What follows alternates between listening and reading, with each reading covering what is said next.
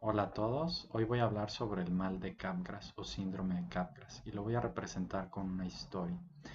En esta historia, un individuo que llamaré Francisco sufre un accidente automovilístico en el que se golpea fuertemente la cabeza y queda en un estado de coma durante una semana.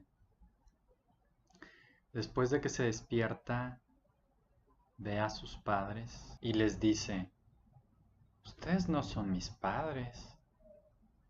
Es decir, lucen igual que mis padres, pero no son mis padres. Traigan a mis padres. ¿Por qué me están haciendo esto? Ustedes son unos actores. ¿Por qué están fingiendo ser mis padres? No lo entiendo. Los padres de Francisco están muy confundidos y lo llevan con un psicólogo. El psicólogo piensa que no tiene nada que ver con que se haya golpeado en la cabeza, simplemente a lo mejor sufre una especie de complejo de Edipo y está muy conflictuado por a lo mejor algún trauma de la infancia y empieza a tratarlo con sesiones de terapia psicoanalítica que no resultan para nada. Los padres terminan llevándolo con un neurólogo y este neurólogo mete a Francisco a un resonador, a un aparato de resonancia magnética funcional, y se da cuenta que el cerebro de Francisco tiene un daño estructural en la vía neuronal que conecta afecto con reconocimiento facial. El reconocimiento facial ocurre en una zona de la corteza temporal y la parte afectiva ocurre en diversas regiones, pero sobre todo en la amígdala, que es una región del cerebro límbico. Por lo tanto, en la vía de axones que conecta la amígdala con la corteza temporal y en específico en donde sucede el reconocimiento facial, está seccionado. Por lo tanto, cuando Francisco ve a sus padres, reconoce que es la cara de sus padres, pero no tiene la emoción afiliativa normal que tiene cualquier individuo cuando ve a sus padres o cualquier persona cercana, su pareja, amigos, etc.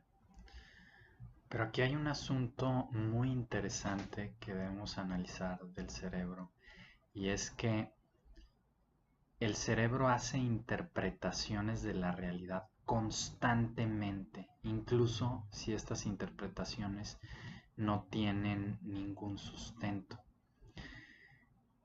Por ejemplo, está un paciente en una cirugía del cerebro y el cirujano está rastreando el foco epiléptico.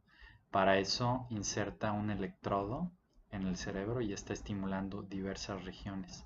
De repente el paciente se empieza a carcajear. Ja, ja, ja, ja, ja, ja. Y el doctor le pregunta, ¿por qué le dio risa?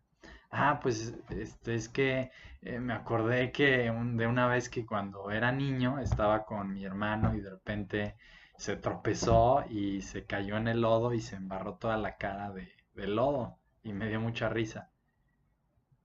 Y la cuestión es, ¿cuál fue la razón por la que este paciente se empezó a reír?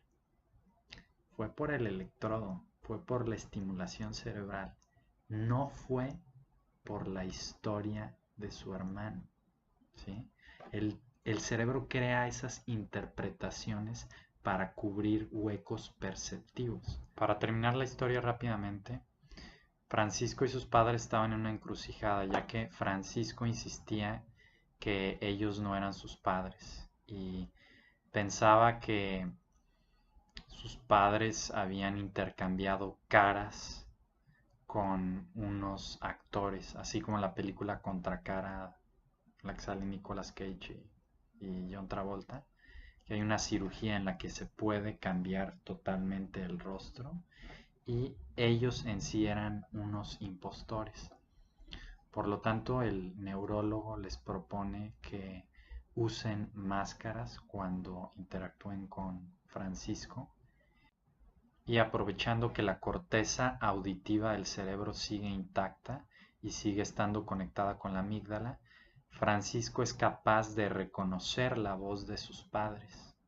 Por lo tanto, cuando los padres traían máscaras y le hablaban a Francisco, la misma emoción afiliativa que se suscita en la gente normal sucedía también en Francisco y se solucionó la situación. Bueno, esto es todo y continúen revisando el canal para más videos. Gracias.